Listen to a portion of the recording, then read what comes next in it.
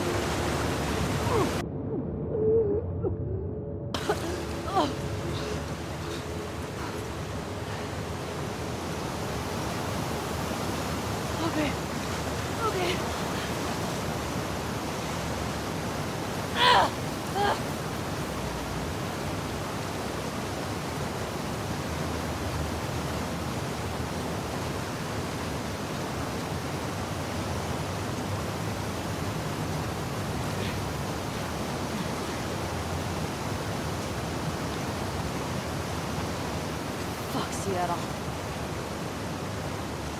Okay. This level, internally known as Find Nora, was quite long in duration as we had to make Ellie traverse a far distance to the opposite side of downtown Seattle. The sewer section was originally longer than what we released the game with, approximately 10 minutes more.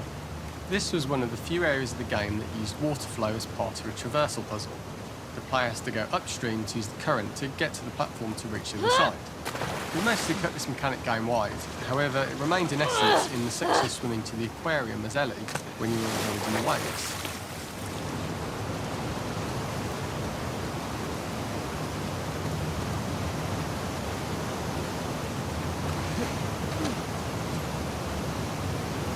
The ladder acts as an immediate goal for the player, but being able to climb out is not going to be so easy. To keep levels interesting and engaging, we alternate between positive and negative values the player experiences. Here, it's a positive to have found the ladder, but then a negative to discover it's not the solution. But then another positive to identify the next short-term goal of the doorway. By alternating between these opposing values, we give players what they expect, but not how they expect it.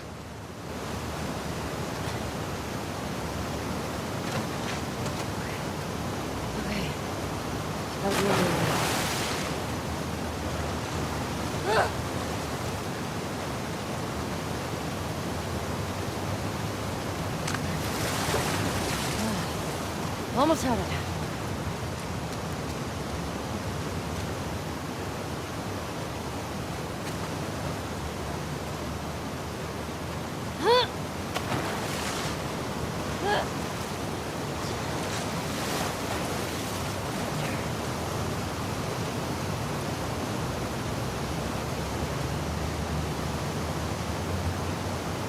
When players reach the doorway and enter into the room, they're faced with a dead end. The real reason for this dead-end room is that on the reversal, when exiting back out of the doorway, players are faced with the route onwards. A pipe that they'd not been able to see when they were swept past it on the way in, and something that was hidden from view when on the side platforms. The intention here being that the only option is to go off the standard path in order to search for a way out.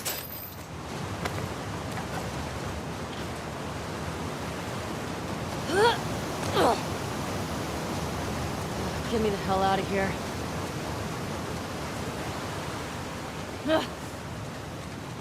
Throughout the rest of the level, we also used light to indicate to the player that they were heading in the right direction.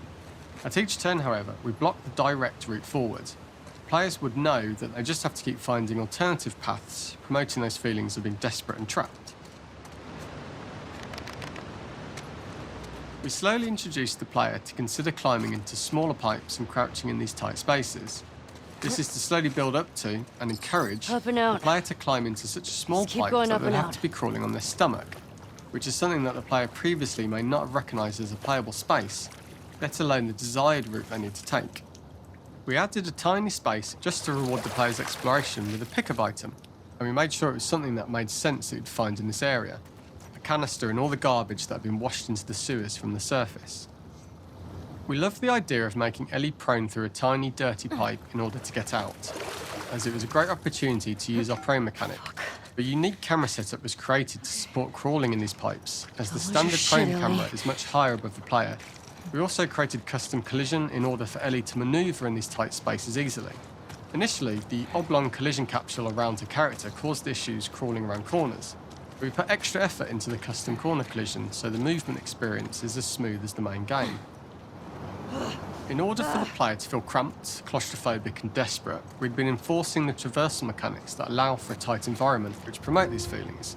We introduced the use of the squeeze through so that we can keep the player feeling enclosed and tight, but without repeating the same geometry. Here we change from low ceilings with wider walls to high ceilings and tight walls to change up the spatial pacing and keep the level from repeating itself.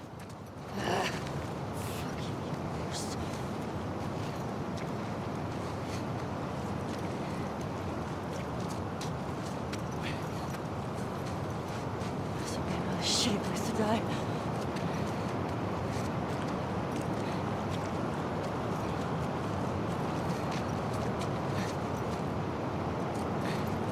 Originally, we had the waterline much higher here, so players had to swim through this tight tunnel.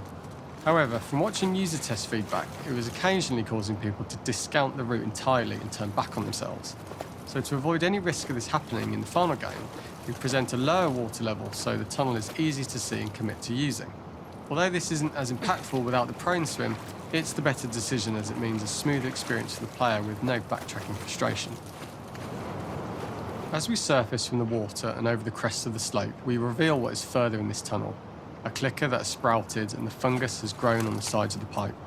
It was great to see people who user tested this area becoming increasingly worried as we forced the player to squeeze past the fungus and inches away from the clicker's face, all the time not being sure whether the clicker might be alive or attack them. Although we aren't as cruel as to force a clicker attack in such close proximity, we do have a payoff for this moment. This clicker momentarily turned into Joel to show Ellie's PTSD from what happened to Joel at the start of the game. Ultimately, we decided to save this moment for the farm level, as it was more impactful there because it could become the centrepiece of that experience. Whereas in the sewers, we weren't able to make it as much of a narrative point and give it the breathing room and reaction time that it deserves, given the tight space. We draw the player towards this pipe, as it is seemingly the route out of the tight space. Fairly soon, it is obvious that this path is blocked. If the player goes all the way up to the bars that block the path, they are rewarded with a pickup, so this journey doesn't feel wasted. It was important to encourage the player to try to progress along this path so that they would subtly be thinking of progress in this direction. We hint to the player that there is a bigger, new space beyond this pipe by showing the player the waterfall. This helps players consider the other route where they don't know how far the tunnel is or whether they'd make it.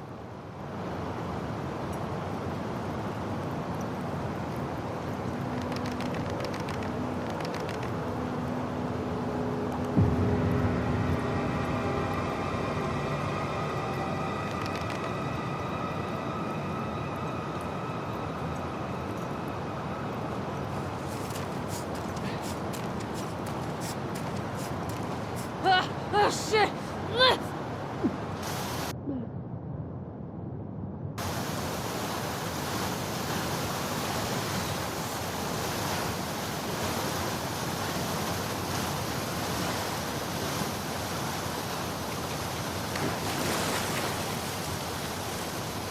For the final section, we eventually opened you out into a wider area as you traverse through such tight spaces leading up to this.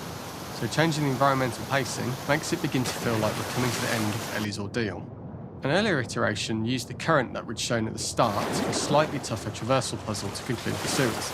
The ladder was clearly visible from most of the area, but the player was faced with a fast-flowing torrent of water they couldn't cross. If the player attempted to jump into the water, they were not able to swim across the ladder due to the water's speed. But instead, they had to traverse the pipe running along the top of the space in order to get across the water.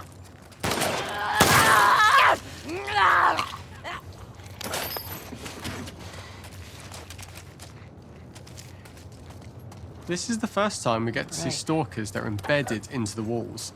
So this optional room is a nice little early extra that the player gets if they explore. We also use the pickups to lure players over to be close enough to trigger the stalker's attack. This caused quite a few jump scares with user testers who played our game before its release.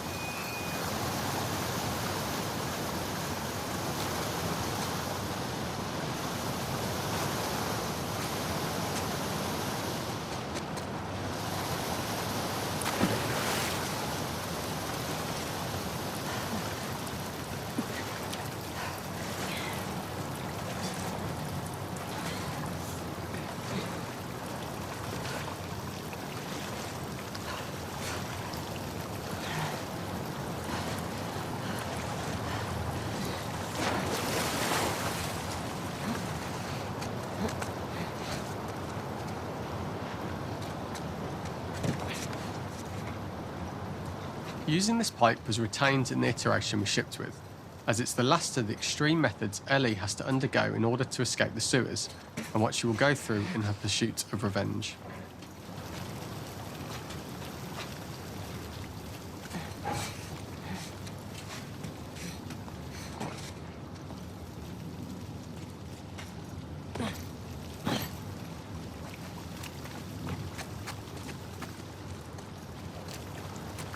The last ladder climb is quite lengthy, and although we could have trimmed it down to a shorter climb, we liked how this last segment of the journey built anticipation for whether there was success at the top or not after all you've been through. Ultimately, the ladder exits out into the subway station, which is how it connects in the final game. Ellie then has to find her way to the hospital from here, crossing paths with the scars for the first time.